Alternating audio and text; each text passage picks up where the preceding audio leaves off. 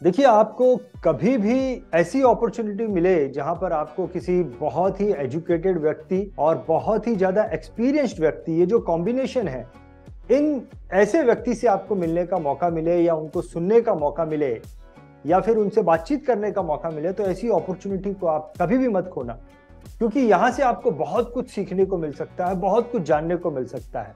तो आज के वीडियो में मैं आपको ऐसे ही एक व्यक्ति से मिलाने वाला हूं जिनका पढ़ाई लिखाई का जो एक्सपीरियंस है वो तो बहुत ज्यादा है, काम करने का भी एक्सपीरियंस बहुत अच्छा है, बहुत बड़े लेवल पर है, और आज की तारीख में उनका जो प्रोफाइल है वो भी बहुत इंटरेस्टिंग है। मैं बात कर रहा हूँ मिस्टर दिलीप राज जी की। दिलीप राज जी ने जो है वो बायोफिजिक्स की पढ़ाई की है। इन्होंने इंटरनेशनल डिप्लोमा किया हुआ है लाइफ इंश्योरेंस और रिस्क मैनेजमेंट में। इसके अलावा इन्होंने फेलो की हुई है, इसके अलावा लाइसेंशिएट किया हुआ है, और ये जो जितनी भी बड़ी बड़ी डिग्रीज की मैं आपके सामने बात कर रहा हूँ, ऐसी और कई सारी डिग्रीज जो है इन्होंने ली हुई है। इसके अलावा इनके जो काम करने का तजुर्बा है, इन्होंने ICICI prudential life insurance company में काम किया हुआ है। इन्होंने आईएनजी इंडिया में एज अ डीजीएम काम किया हुआ है। इन्होंने मैक्स न्यूयॉर्क लाइफ इंश्योरेंस में एज अ वाइस प्रेसिडेंट काम किया हुआ है। और आज की तारीख में ये एक इंश्योरेंस इंडस्ट्री को एनालाइज करते हैं और उसके ऊपर अच्छे अच्छे आर्टिकल्स बनाकर, अच्छे अच्छे मैगजीन्स में इनके आर्टिकल्स आते हैं, बड़ी बड़ी कंपनीज को ये आर्टिकल्स लिख के देते हैं। तो चलिए मिलते हैं मिस्टर दिलीप राज जी से और उनकी जिंदगी का जो तजुर्बा रहा है, उनके एक्सपीरियंस को हम जानने की कोशिश करते हैं और उससे कुछ सीखने की कोशिश करते हैं। दिलीप राज जी, मैं आपका बीआई टीवी में बहुत बहुत स्वागत करता हूँ। Thank you. बीआई टीवी का बहुत बहुत धन्यवाद कि आपने मुझे ये अपॉर्चुनिटी दी और हम ये बात को बहुत अच्छे से कर पा रहे हैं। Thank you so much. पहला प्रश्न मैं दिलीप राज जी आपसे ये जानना चाहता हूँ कि आपने जो पढ़ाई है वो फिजिक्स में की है, लेकिन फिर आप इंश्योरेंस इंडस्ट्री की तरफ कैसे आपका झुकाव हो गया, उसके बारे में बताइए। मैंने पढ़ाई पंजाब यूनिवर्सिटी चंडीगढ़ से ये मल्टी डिसिप्लिनरी कोर्स था। तो मैंने जो सब्जेक्ट पढ़े हैं, आप सोचेंगे उसको पढ़ने के बाद मैं यहाँ क्या कर रहा हूँ। तो मैंने बायोफिजिक्स पढ़ा, माइक्रोबायोलॉजी पढ़ी, बायोकेमिस्ट्री पढ़ी, न्यूरोफिजियोलॉजी पढ़ी, ह्यूमन एनाटॉमी पढ़ा, मॉलिक्यूलर बायोलॉजी पढ़ी, जेनेटिक इंजीनियरिंग पढ़ा। इस सब को पढ़ने के बाद एक चीज समझ में आया कि पढ़ाई कुछ और है, और पढ़ाई के बाद कहीं ना कहीं हमारे दिमाग के न्यूरॉन्स खुलने चाहिए। जब न्यूरॉन्स खुलते हैं तो हम चीजों को बड़े डिफरेंट वे से एनालाइज करके उनको सिंप्लीफाई कर पाते हैं। तो हमारा पढ़ाई का जो वहाँ जोर था, एक तो वहाँ का इकोसिस्टम बहुत अच्छा था, दूसरा मुझे सीएसआईआर में एक रिसर्च लैब में काम करने का मौका मिला, और वो रिसर्च लैब एक बहुत ही दुनिया के प्रतिष्ठित साइंटिस्ट की थी, और वो अभी भी है, बेंगलोर में काम करती है, डॉक्टर सीएम गुप्ता। उनकी लैब में मैं 3 साल रहा, और भारत में आप जिस वैज्ञानिक का नाम लेंगे बायोलॉजिकल साइंसेज में, उनसे हर इंसान से मैंने एक चीज जरूर सीखी, और मैं कोट करके आज भी बता सकता हूँ 30 साल बाद कि मैंने उनसे क्या सीखा। वहां से मेरे को एक चीज समझ में आई कि जिंदगी में जो मेन चीज है वो है चीजों को सिंप्लीफाई करना। चीजों को सिंप्लीफाई करना शिक्षा का काम है, चीजों को कॉम्प्लेक्स करना शिक्षा का काम नहीं है। और कहीं ना कहीं हमारे यहाँ शिक्षा उसको माना जाता है कि आप ऐसा बोलो जो किसी को समझ में ना आए। सही बात है। तो आधे लोग बोल देते हैं बहुत ऊपर के लेवल की चीज है, इसे साधारण लोग समझ नहीं सकते। करेक्ट। मार्केट और समाज में तो साधारण लोग ज्यादा हैं, तो हमारी शिक्षा फेल हो गई। करेक्ट, हमारी शिक्षा फेल हो गई। तो जो वो पढ़ाई थी, उस पढ़ाई ने मेरे को एक ही चीज समझाया कि हर चीज को सिंप्लीफाई कैसे करना है। बहुत बढ़िया। अब यहाँ आने का ये एक्सीडेंटल था। मेरे एक टीचर थे, उनकी डॉटर अमेरिका में फाइनेंस में पीएचडी कर रही थी, अच्छा, विस्कॉन्सिन यूनिवर्सिटी में। तो उनसे मेरी मुलाकात हुई, तो मुझसे बोली छोड़ो इस साइंस को, तुम फाइनेंस के फील्ड में काम करो। अच्छा। तो अच्छा, मैं साइंस को लेके बहुत ज्यादा, कुछ हद तक आप बोल सकते हैं पागलपन। अच्छा, ओके। और मैं as a BSc MSc student इतना काम करता था जितना पीएचडी वाले नहीं करते। अच्छा, ओके। और उस टेन्योर में मैंने बहुत अच्छा वर्क किया, फंडामेंटल। वो वर्क अमेरिका में पब्लिश हुआ। ओके। अमेरिका में पब्लिश हुआ, और इसी बीच में उनका नाम डॉक्टर एंजेला बंसल है, वो अमेरिका में रहती है। ओके। वो 92 के आसपास की बात है, वो पीएचडी कर रही थी अमेरिका में उस समय फाइनेंस में। तो मुझसे वो बोली कि तुम छोड़ो इन सब फील्ड को, पापा की, उनके फादर को अपने को बोलनी थी कि पापा की तरह क्या करोगे, क्या रखा है इसमें, कुछ नया एरिया एक्सप्लोर करो। अच्छा, इंडिया में उस तरीके का हम लोग सोचते नहीं थे उस समय। हम लोगों को ये होता था कि एक बार जो सोच लिया है वो सीधे चलना है, इधर उधर नहीं देखना। हम्म। हम्म। कुछ चीज मैंने बोला, मुझे तो फाइनेंस में कुछ भी नहीं आता, ना मैंने कॉमर्स पढ़ा, ना मैंने ह्यूमैनिटीज पढ़ी। बोली सीख जाओगे, ये कोई इतना मुश्किल नहीं है। उनके घर से मैं आया और अगले दिन चंडीगढ़ में एक यूनिवर्सल बुक डिपो है, और मैं गया और मैंने वहां से अकाउंटिंग की डिक्शनरी खरीदी। ओके। उस डिक्शनरी को मैंने पढ़ा, पढ़ के वो मुझे बड़ा एक्साइटिंग फील्ड लगा। अब समस्या ये आई कि मुझे तो फाइनेंस का कुछ आता नहीं है, मैं शुरुआत कहाँ से करूं। तो उन्होंने मुझसे बोला कि तुम एमबीए मत करना। बड़ी अजीब चीज उन्होंने मुझसे बोली, एमबीए मत करना, ऐसा कोर्स करना जिसमें फाइनेंशियल मार्केट पढ़ाया जाता हो। अच्छा। तो मैंने बोला बोले सीए भी मत करना, सीए तो अकाउंटिंग करोगे, अकाउंटिंग और जो फाइनेंस है वो अलग चीज है दोनों। तो ऐसे ही मैं लखनऊ गया था, तो लखनऊ में मुझे किसी ने बोला कि यहाँ एक कोर्स है जिसमें सिर्फ फाइनेंशियल मार्केट ही पढ़ाया जाता है, कुछ नहीं पढ़ाया जाता लखनऊ यूनिवर्सिटी में। तो कई बार वो कहते हैं ना कि रास्ता कैसे बनता है, तो मैंने कहा एडमिशन कैसे मिलेगा, तो बोले इसका तुमको मैट का एग्जाम देना होगा। मुझे नहीं पता था मैट क्या होता है, तो मैंने पूछा मैट क्या होता है। बोले एक ऑल इंडिया मैनेजमेंट एसोसिएशन है, वो एग्जाम कंडक्ट करती है, अगर तुम्हारा स्कोर ठीक ठाक आ गया और अगर तुम यूनिवर्सिटी में मेरिट में तुम्हारा नाम आ गया तो तुम्हारा एडमिशन हो जाएगा। तो मैंने पूछा मैट का फॉर्म कहाँ भरेगा, बोले दिल्ली में मिलता है ये फॉर्म। तो मैं दिल्ली आ गया और आईमा में जाके मैंने उस मैट के फॉर्म को भर दिया। उस समय ऑनलाइन सिस्टम नहीं था। मतलब कई बार हमें ड्राफ्ट या पोस्टल ऑर्डर, आप जानते होंगे पोस्टल ऑर्डर एक चीज हुआ करती थी जिससे हर विद्यार्थी गुजरा है। वो मैंने भर दिया, मैंने एग्जाम दिया, एग्जाम देने के बाद मेरा ठीक ठाक स्कोर आ गया और मुझे एडमिशन मिल गया। अच्छा। एडमिशन मिल गया तो मुझे लगा कि वो बोलते हैं ना सितारे या कुछ, ये जर्नी बन रही है। जिस फील्ड को मैं नहीं जानता उस फील्ड में मेरा एग्जाम क्लियर हो गया, और एग्जाम क्लियर होने के बाद मुझे एडमिशन मिल गया। तो जो डॉक्टर एंजेला बंसल ने बोला था, शायद वो मेरे लिए कोई नई चीज थी और मुझे उसके बारे में अब उसको सीरियसली लेना चाहिए। यहाँ से फिर मैंने मार्केट को पढ़ना शुरू किया। उन्होंने एक चीज बोली थी, फाइनेंशियल मार्केट में उसी को आना चाहिए जिसे रोज पढ़ने की आदत हो। और उन्होंने एक बड़ा अजीब एग्जांपल दिया। बोले सुबह सूरज न्यूजीलैंड में निकलता है, कुछ घंटों के बाद वहां का मार्केट खुल जाता है। कुछ घंटों के बाद सूरज ऑस्ट्रेलिया पहुंचता है, वहां का मार्केट खुल जाता है। कुछ घंटों के बाद सूरज साउथ ईस्ट एशिया में आता है, सिंगापुर का मार्केट खुल जाता है। कुछ घंटों के बाद सूरज इंडिया में आता है, इंडिया का मार्केट खुल जाता है। जब सूरज अमेरिका यूरोप में पहुंचता है तो इंडिया का मार्केट बंद हो जाता है और साउथ ईस्ट एशिया, ऑस्ट्रेलिया और न्यूजीलैंड के मार्केट सो चुके होते हैं। तो मार्केट कॉन्स्टेंटली चल रहा है और ये हर न्यूज कहीं ना कहीं आपको इम्पैक्ट करेगी। तो अगर आप इन चीजों से अवेयर नहीं है तो फिर आप एक अच्छे फाइनेंस के प्रोफेशनल नहीं बन सकते। इंश्योरेंस में आने का ऐसे हुआ, मैंने एनबीएफसी से अपनी लाइफ शुरू की थी। अच्छा। तो institute for company secretaries of India है, वो एक कोर्स करवाते थे रिस्क मैनेजमेंट में। तो उस समय मैं पढ़ता था, जो ओएसिस रिपोर्ट आई थी कि इंडिया में सोशल सिक्योरिटी, इंश्योरेंस, इन सब चीज़ों का प्राइवेटाइजेशन हो गया। तो मैंने अखबार में एक दिन पढ़ा कि आईसीएसआई एक रिस्क मैनेजमेंट पर कोर्स करवाई।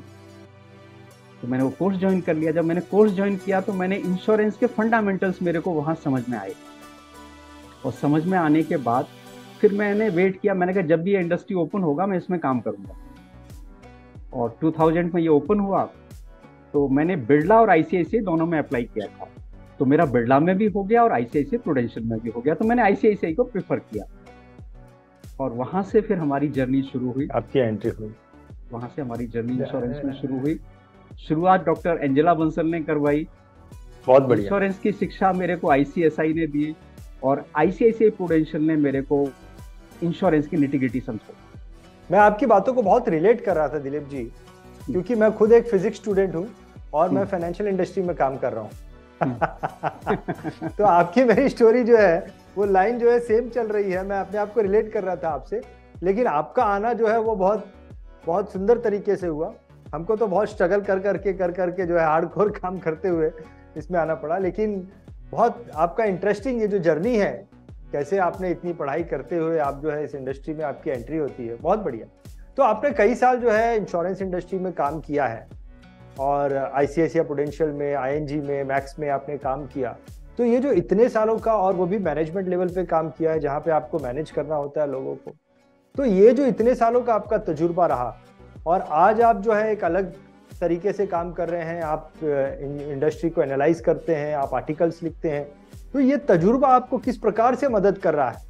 आपकी ये जो काइंड ऑफ रिपोर्टर आप काम कर रहे हैं उसमें किस प्रकार से आपकी मदद करता है? जैसे मैं आपको एक उदाहरण से समझाऊंगा इसको।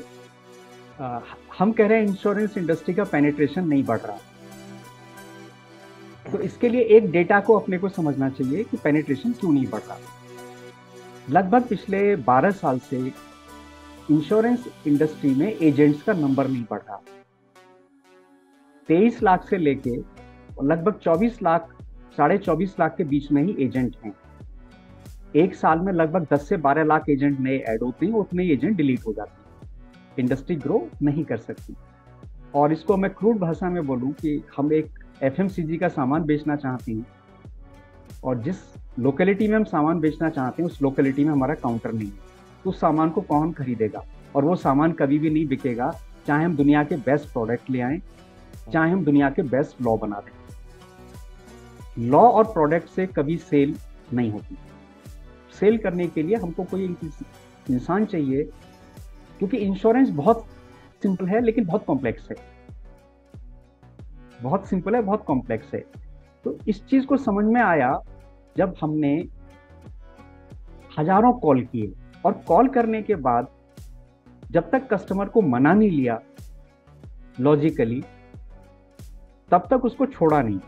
उस जर्नी ने यह बताया कि हर चैलेंज को सॉल्व करने के लिए कौन सा ब्लॉक कहाँ फिट करना है। थोड़ा सा होता क्या है कि सेल्स कॉल में हम लोग बहुत ज़्यादा जल्दीबाजी कर देते हैं, पेशेंस नहीं रख पाते, और पेशेंस न रखने की वजह से या तो वो चेक उसी दिन दे दे, अदरवाइज हम कहते हैं इसे छोड़ो, कोई अंतर नहीं पड़ता।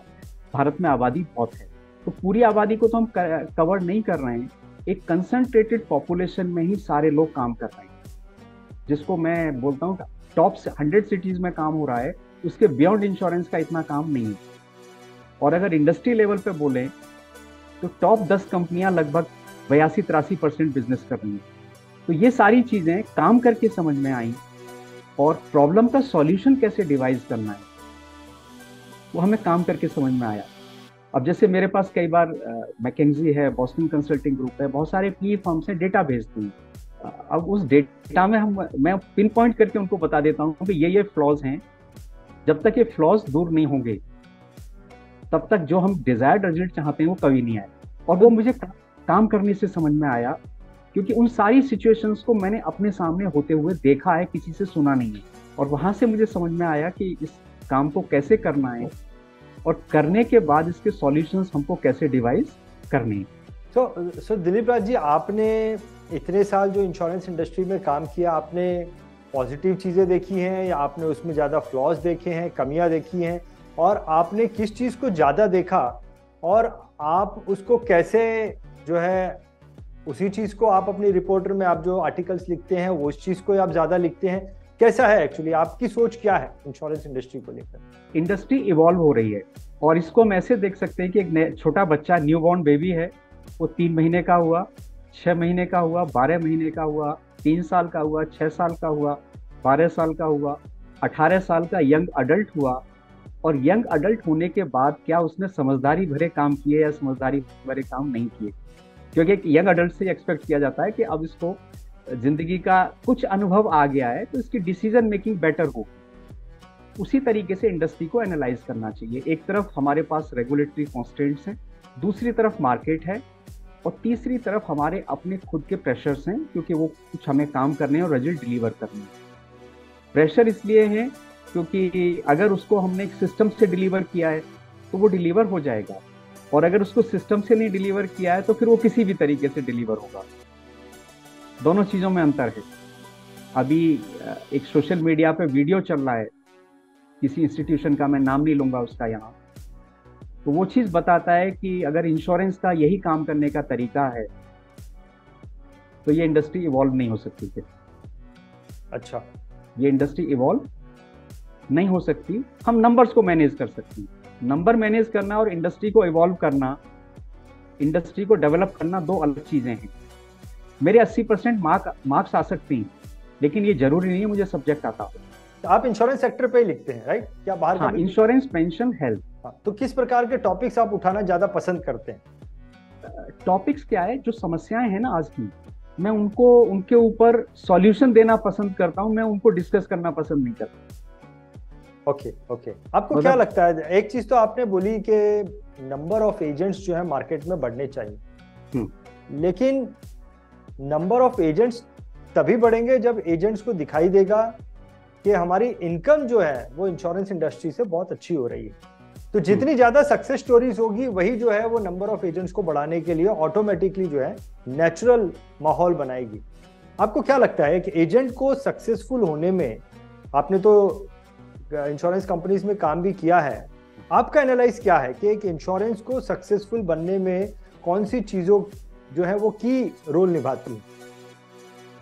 देखिए, कोई भी आदमी जब किसी बिजनेस को शुरू करता है तो उसकी अपेक्षा होती है कि उसकी एक रीजनेबल अर्निंग होनी चाहिए, जिसमें एक बहुत अच्छी डिसेंट लाइफ वो जी सके। अगर वो रीजनेबल अर्निंग नहीं होगी तो उस इंडस्ट्री में थोड़े दिन वो ट्राई करेगा और फिर उससे वो छोड़ देगा।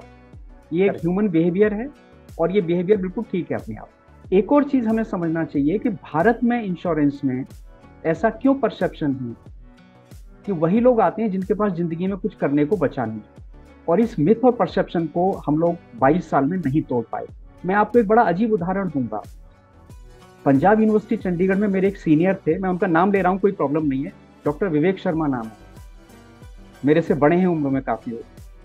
डॉक्टर विवेक शर्मा ने वहां से ग्रेजुएशन किया, जेएनयू से बायोटेक्नोलॉजी में एमएससी किया, Indian Institute for Sciences Bangalore से Indian Institute for Sciences Bangalore, MIT, Stanford, Harvard के बराबर माना जाता है रिसर्च में, वहां से पीएचडी किया मॉलिक्यूलर बायोफिजिक्स में। पीएचडी करने के बाद उन्होंने अमेरिका में 20 साल से ज्यादा ग्लोबल लेवल का रिसर्च किया और आज वो अमेरिका में इंश्योरेंस एजेंट है। अच्छा, ओके। आज वो अमेरिका में 22 साल काम करने के बाद उन्होंने बोला नहीं, अब मैं कुछ और करना चाहता हूँ। भारत में ऐसा एक भी एग्जाम्पल नहीं है, भारत में ऐसा एक भी एग्जाम्पल नहीं है। एक दिन मैं मनोज सर के साथ एक और एग्जाम्पल शेयर कर रहा था। न्यूयॉर्क लाइफ में एक एजेंट है राम सीताराम, आप गूगल करेंगे मिल जाएंगे आपको। उन्होंने 68 में आईआईटी चेन्नई से बीटेक किया, स्ट्रक्चरल इंजीनियरिंग में अमेरिका से एमटेक किया, 74-75 तक उन्होंने स्ट्रक्चरल इंजीनियरिंग में अमेरिका में काम किया और 75 के आसपास उन्होंने अपना इंश्योरेंस का न्यूयॉर्क लाइफ के साथ काम करना शुरू कर दिया था। लगभग उन्हें 50 साल होने जा रहे। और मैं उनसे मिला, मुझे बड़ा कॉन्फिडेंस आया उनसे मिलके। हमारे भारत में इस तरीके की स्टोरियां नहीं है, बहुत कम है, बहुत कम है। तो इंश्योरेंस को कहीं ना कहीं एक इंडस्ट्री में इमेज और परसेप्शन बन गया है कि जिसके पास कोई काम नहीं है वो इंश्योरेंस में आ जाता है। ये परसेप्शन ठीक नहीं है, तो ये तोड़ना पड़ेगा, ये तोड़ना पड़ेगा जिससे कि जो है इंश्योरेंस एजेंट्स को अलग लेवल का कॉन्फिडेंस मिलेगा और वो ग्रो होगा। हाँ, और इसको तोड़ने में सबको कलेक्टिवली काम करना है, जिसमें रेगुलेटर का भी बहुत इंपॉर्टेंट रोल है, कंपनीज का बहुत इंपॉर्टेंट रोल है, और जो काम कर रहे हैं वो अपने काम में प्राइड फील करें। मैं कोई भी काम करूं अगर उसमें मुझे प्राइड नहीं है तो मैं उस काम में बहुत ज्यादा दिन रहूंगा नहीं। करेक्ट, मैं उस काम में बहुत ज्यादा दिन रहूंगा नहीं। तो इस चीज को कहीं ना कहीं हमें इंडिया में एड्रेस करना है, जिससे कि हम इस चीज को और बेहतर कर पाएं और नंबर तभी बढ़ेगा। एक चीज तो मुझे समझ में आ रही है दिलीप राज जी आपसे बातें कर करके, कि आप जो है मुद्दों को उठाते हैं और फिर उसके सॉल्यूशन पे काम करते हैं। मुद्दों को उठाते हैं, क्या आपका ये नेचर पहले से ही है या अचानक अभी मैक्स न्यूयॉर्क के बाद आपका ये नेचर बना और आपने रिपोर्टर ये सब लिखना शुरू किया? ये तो आप मेरे पुराने बॉसेस से पूछ सकते हैं। उनसे मिलना तो मुश्किल होगा, लेकिन एक आइडिया। ये साइंस की स्टडी में पहले हम एक प्रॉब्लम आइडेंटिफाई करते हैं। साइंस में क्या होता है, एक हम प्रॉब्लम आइडेंटिफाई करते हैं। जैसे मैं जिस चीज के ऊपर साइंस में काम कर रहा था, मैं एक लाइन में बताऊंगा। अल्कोहल बनाना था हमें, अल्कोहल बनाने के लिए हमें ईस्ट चाहिए, तो हमें ऐसा ईस्ट तैयार करना है जो बहुत टाइम तक अल्कोहल बना सके और उसकी डेथ ना हो। अब उसको बनाने में हमें क्या करना है, उसको जेनेटिकली मॉडिफाई करना है, जिससे कि एक नॉर्मल ईस्ट अगर 10 लीटर अल्कोहल बनाता है तो वो 15 लीटर 20 लीटर अल्कोहल बनाए। तभी इंडस्ट्री में उसकी कॉस्ट कम होगी और प्रोडक्शन ज्यादा होगा और हमारा प्रॉफिटेबिलिटी बढ़ेगा। ये प्रॉब्लम स्टेटमेंट हो गया। इसका हमने सॉल्यूशन डिवाइस कर दिया, सॉल्यूशन डिवाइस करके उसको अमेरिका में पब्लिश कर दिया। बहुत बढ़िया, बहुत बढ़िया। तो जो पहले प्रॉब्लम स्टेटमेंट लिखने के लिए बहुत गट्स चाहिए। ये एक्सेप्ट करना बड़ा टफ है कि मेरे सिर में दर्द है। करेक्ट। ये प्रॉब्लम स्टेटमेंट्स ही हमारे यहाँ भी डिफाइंड नहीं है। चैलेंज क्या है? टेक्नोलॉजी चैलेंज है, रेगुलेशन चैलेंज है, या मार्केट चैलेंज है?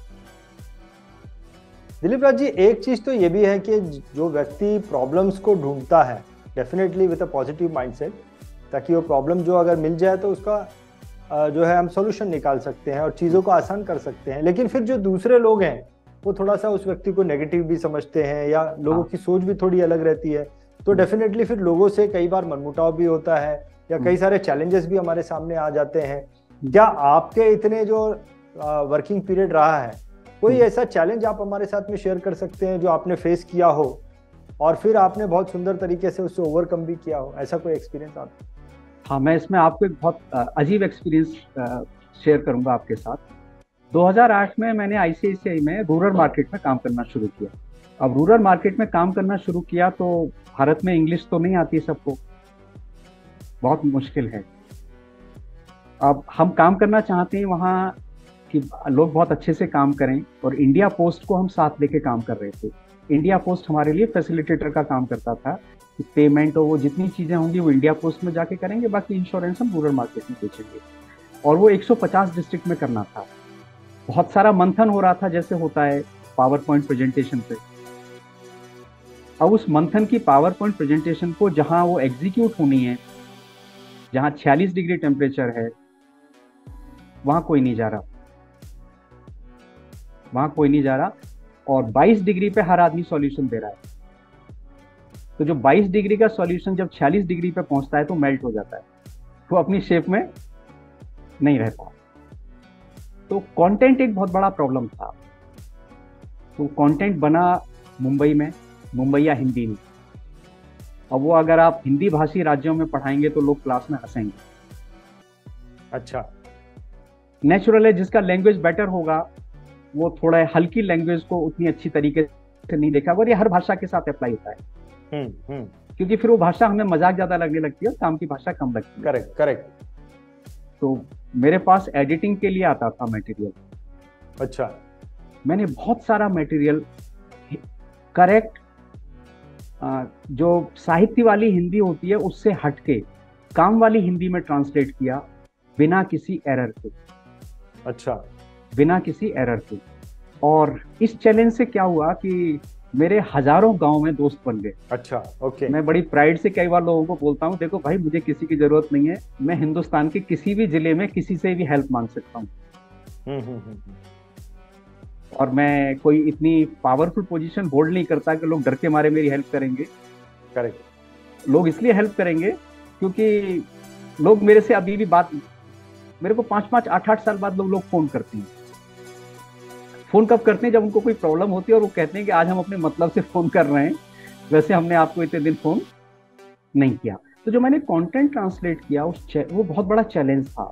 उस चैलेंज ने मुझे एक कॉन्फिडेंस दिया कि रूरल इंडिया में बहुत बड़ा मार्केट है, जिसको हीरो होंडा ने बहुत अच्छे से समझा है, बजाज ने बहुत अच्छे से समझा है, डाबर ने बहुत अच्छे से समझा है, आईटीसी ने बहुत अच्छे से समझा है। जो माइक्रो फाइनेंस है वो एक रेगुलेटरी रिक्वायरमेंट है, उसकी लिमिटेशंस है, और वो रेगुलेटरी रिक्वायरमेंट की तरह ही डील होता है, उसको उसके बियॉन्ड कोई जाता नहीं है। ये डेटा से आप देख सकते हैं मैं जो कह रहा हूँ। तो उस अपॉर्चुनिटी को हम ट्रांसलेट नहीं कर पा रहे बिजनेस में, और ये ट्रांसलेट हो सकती है, और ये असंभव नहीं है, क्योंकि मैं तो ऐसी ऐसी जगहों पे गया हूँ कि जहां मैं जिंदगी में कभी नहीं सोच सकता था कि मैं वहां जाऊंगा। और लोगों में जो एंथुजियाज्म है, कुछ करना चाहते हैं, रिसोर्सेज भी हैं, लेकिन डायरेक्शन नहीं। दिलीप राज जी, लाइफ इंश्योरेंस के प्रोडक्ट में आपने कोई प्रॉब्लम देखा? कुछ प्रॉब्लम है, कुछ कमियां हैं जो कि कस्टमर की नीड को 100% पूरा नहीं कर पा रही हैं? कुछ एडिशनल उसमें चीजें हो सकती हैं, आपको क्या लगता है? प्रोडक्ट में बहुत ज्यादा बदलाव करने की अभी मुझे रिक्वायरमेंट नहीं लगती है, क्योंकि प्रोडक्ट को कहीं ना कहीं अगर हम फ्यूचर एंड ऑप्शन बना देंगे तो फिर वो इंश्योरेंस प्रोडक्ट नहीं रहेगा। प्रोडक्ट में एक ही चीज हमें करना है कि हमको डेमोग्राफिकली प्रोडक्ट बनानी चाहिए। एक टर्म इंश्योरेंस 140 करोड़ लोगों के लिए बना है, वो ठीक नहीं है। जो नेक्स्ट एवोल्यूशन आना चाहिए प्रोडक्ट का, वो डेमोग्राफिकली होना चाहिए। डेमोग्राफिकली हमें समझना है कि हम प्रोडक्ट्स को कैसे चेंज करें। अब कोई बोले ये हो नहीं सकता, तो फिर टेक्नोलॉजी का क्या यूज रह गया?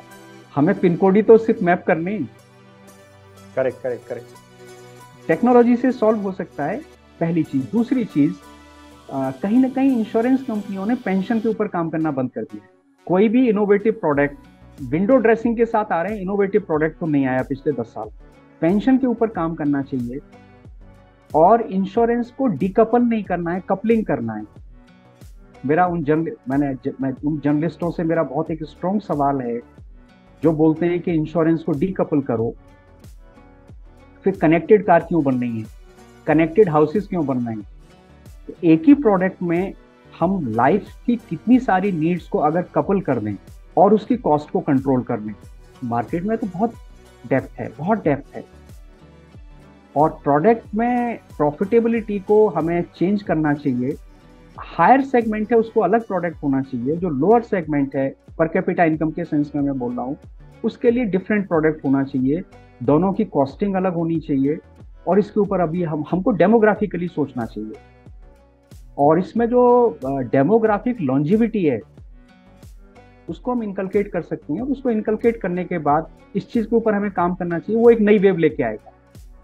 बहुत बढ़िया, बहुत अच्छा सजेशन दिया आपने दिलीप राज, वेरी गुड सजेशन।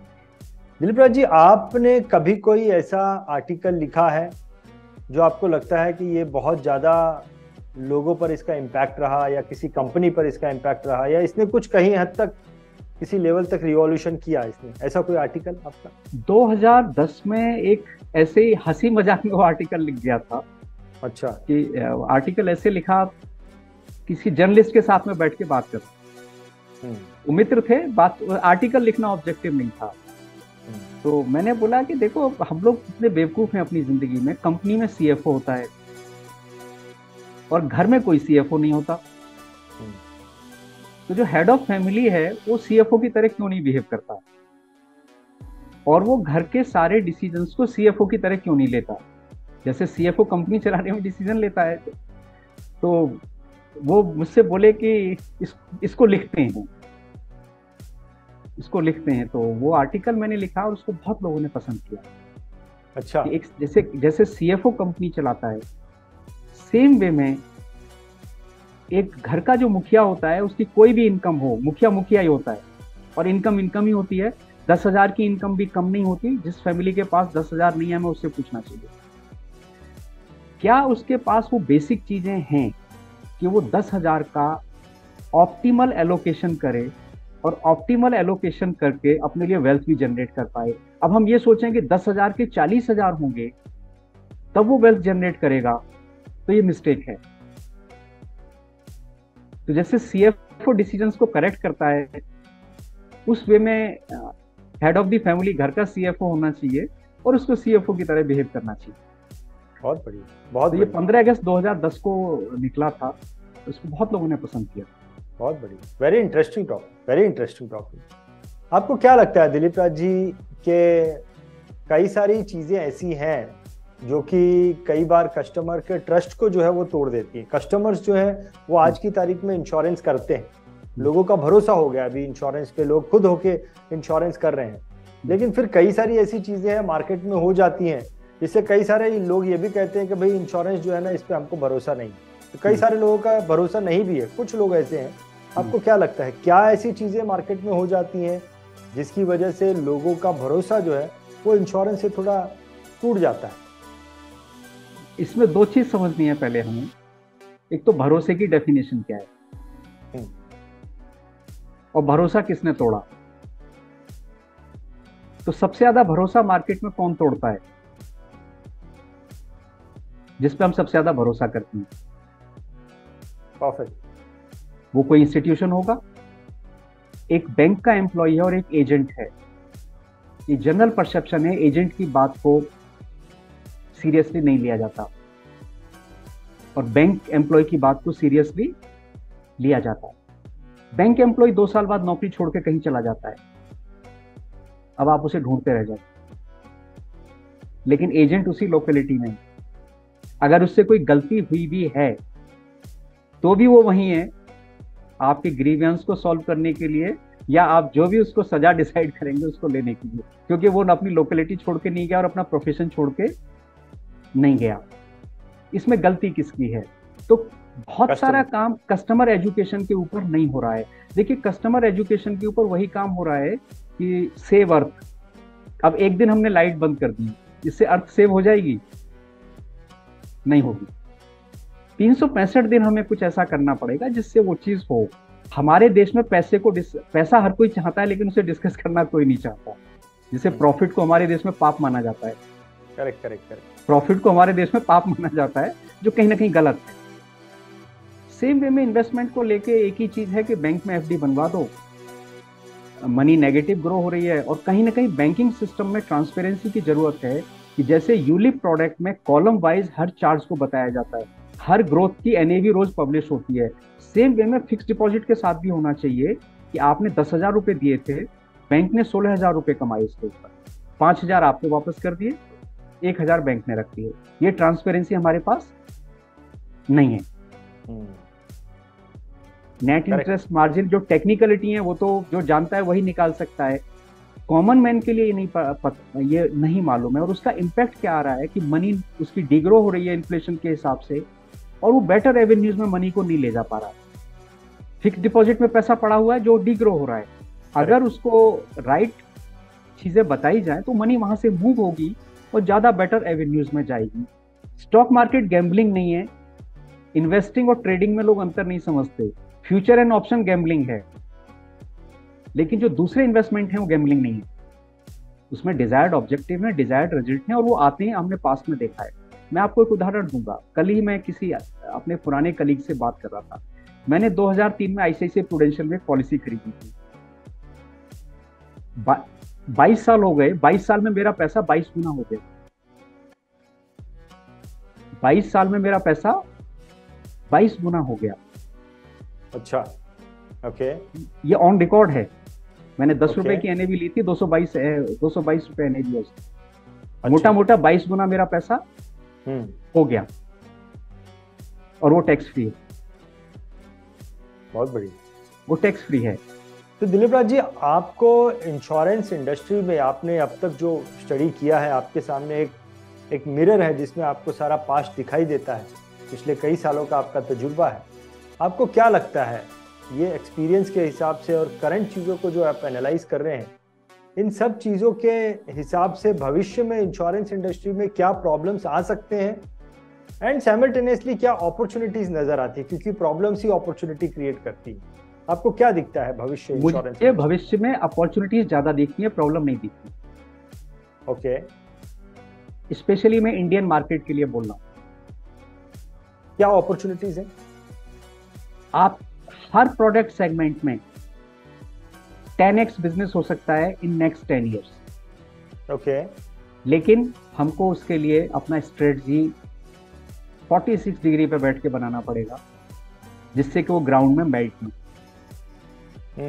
अगर हमने उस स्ट्रेटजी में उन्हीं लोगों को इन्वॉल्व किया जिनसे हमारा कंफर्ट लेवल, तो वो स्ट्रेटजी कभी चेंज नहीं होगी। बिल्कुल पैराडाइम शिफ्ट चाहिए। 360 डिग्री में हमको हर चीजों को घुमा के देखना है। और इंडिया के जो डेमोग्राफिक नंबर हैं, इकोनॉमिक नंबर हैं, उसमें पॉलिटिक्स नहीं देखना है, उसमें हमें अपॉर्चुनिटी देखना है। और वो अपॉर्चुनिटी इतना बड़ा है कि हम सोच नहीं सकते। दुनिया बूढ़ी हो रही है ना,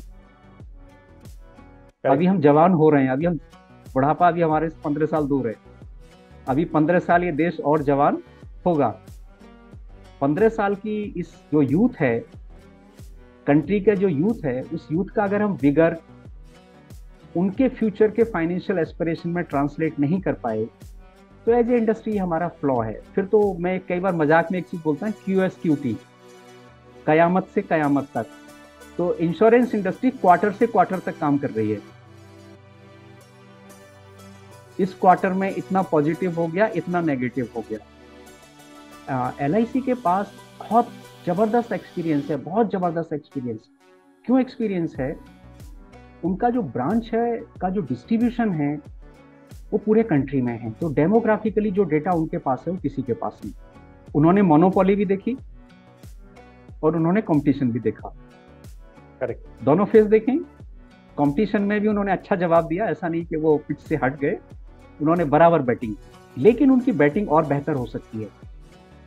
और वहां कहीं ना कहीं एक जो मैं बहुत सीरियस चीज देखता हूं, बहुत सीवियर स्किल गैप है और high degree of financial illiteracy है। High degree of financial illiteracy मतलब जो कह दिया वो मान लेते हैं लोग, जबकि वो टेक्निकली फैक्चुअली गलत होता है। तो LIC को वो चीज लीड करना चाहिए, और जब LIC उसे लीड करेगी तो मेरा अपना मानना है कि जहां भी आज LIC है, बहुत शॉर्टेस्ट टाइम में वहां से डबल हो जाएगी, चाहे उसका कितना भी बड़ा बेस हो।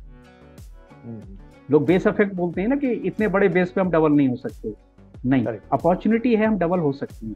क्यों है? क्योंकि हमारे पास कुछ पॉजिटिव चीजें हैं जो हमें बहुत ज्यादा फायदा करेंगी।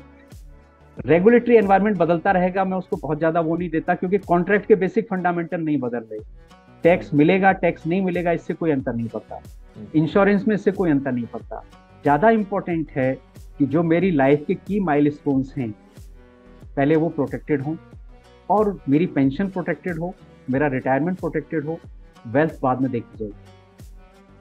बहुत बढ़िया। सो दिलीप राज जी, अभी जो आप जो आर्टिकल्स लिखते हैं, आप रिसर्च करते हैं, आप भविष्य में भी यही करते रहेंगे या इसके काम करने का आप तरीका चेंज करने वाले हैं? आपका विजन क्या है, उसके बारे में कुछ बताइए। अब मैं कई बार मेरा मन कर, मुझे कस्टमर से नहीं मिलूंगा तो जो मैं स्ट्रॉन्ग चीजें बोलता हूँ मैं बोल नहीं पाऊंगा। तो थोड़ा सा मेरा कस्टमर से मिलना पिछले कुछ टाइम में कम हुआ। अब मैं जुलाई से उसको बढ़ाऊंगा और होपफुली मैं डिस्ट्रीब्यूशन में दोबारा से काम करना शुरू करूँ। यानी कि खुद का बिजनेस, आप डिस्ट्रीब्यूशन का बिजनेस शुरू करेंगे। इंश्योरेंस में अगर आप बेच नहीं सकते तो आपको इंश्योरेंस में आना नहीं चाहिए। यानी कि आपका रिसर्च का सिलसिला, लिखने का सिलसिला चलता रहेगा और साथ में आप डिस्ट्रीब्यूशन का काम भी शुरू कर देंगे।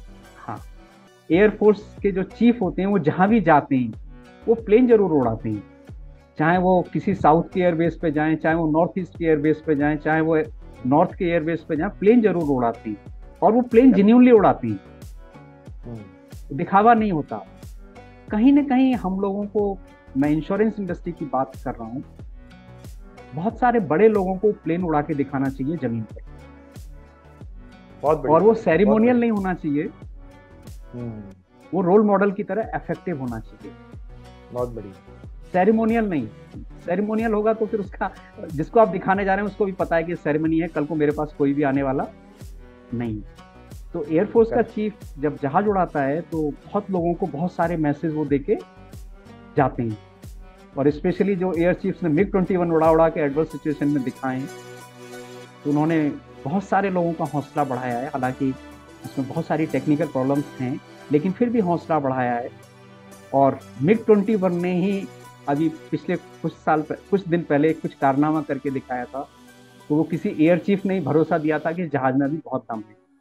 तो हमारी इंडस्ट्री में बहुत दम है, इसमें सेरेमोनियल काम ज्यादा हो रहा है, ग्राउंड पे काम नहीं हो रहा। जब ग्राउंड पे काम होगा तो ये इंडस्ट्री 4x, 5x, 6x से मल्टीप्लाई करेगी और लोग बैंक को भूल जाएंगे, क्योंकि अभी भी हम प्राइम मोबिलाइजर ऑफ फंड्स हैं। हमारी इंडस्ट्री में NPA नहीं है। हमारी इंडस्ट्री में NPA नहीं है। हमारे यहाँ कोई बैड लोन नहीं होता। अगर कस्टमर ने प्रीमियम भरा है तो उसके अकाउंट में पैसे पहुंचते हैं। इतनी सर्टेनिटी की इंडस्ट्री कौन सी है? कोई इंडस्ट्री इतनी सर्टेनिटी की नहीं है। जब इंडस्ट्री सर्टेनिटी की है तो उसका बिजनेस कैसे अनसर्टेन हो सकता है? ये मेरा थोड़ा सा डिस्कनेक्ट। इसका मतलब कहीं ना कहीं हमको अपने लीवर्स या तो चेंज करने या उनको रिप्लेस करना है, कि पुराने लीवर शायद अब काम ना करें। तो मैं इसमें खामियां नहीं देखता, मुझे बहुत ज़्यादा अपॉर्चुनिटी दिखाई देती है।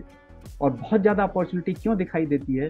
क्योंकि पूरा इंडिया यंग है और उसकी लाइफ के अगले 50 साल अभी निकलने हैं, और उस 50 साल को निकलने में जो role insurance as a financial product कर सकता है, वो म्यूचुअल फंड नहीं कर सकता, वो फिक्स डिपॉजिट नहीं कर सकता, वो फ्यूचर एंड ऑप्शन नहीं कर सकता। बहुत बढ़िया, फैंटास्टिक दिलीप राज जी। मैंने कई सारे आपसे प्रश्न किए, आपसे पर्सनल रिलेटेड के प्रश्न किए, मार्केट से रिलेटेड प्रश्न किए, और जिस तरीके से आपने एक अलग एंगल निकाल के चीज़ों को सामने रखा है, वाकई में it is really very interesting. और चीज़ों को एक अलग तरीके से देखने का जो है नज़रिया आपसे बात करने के बाद मिलता है। बहुत बहुत धन्यवाद दिलीप राज जी, आपने अपना समय निकाला और आपके साथ में बात करने का मौका दिया। बहुत बहुत धन्यवाद। DI TV का बहुत बहुत धन्यवाद कि आपने मुझे इस कन्वर्सेशन को करने के लिए अपॉर्चुनिटी दी, और शायद मेरा कन्वर्सेशन पर्पसफुल रहा होगा, मैं ऐसी होप करता हूँ। बहुत बहुत धन्यवाद, बहुत बहुत धन्यवाद। DI TV यूट्यूब चैनल पर सब्सक्राइब करिए, बेल आइकन दबाएं।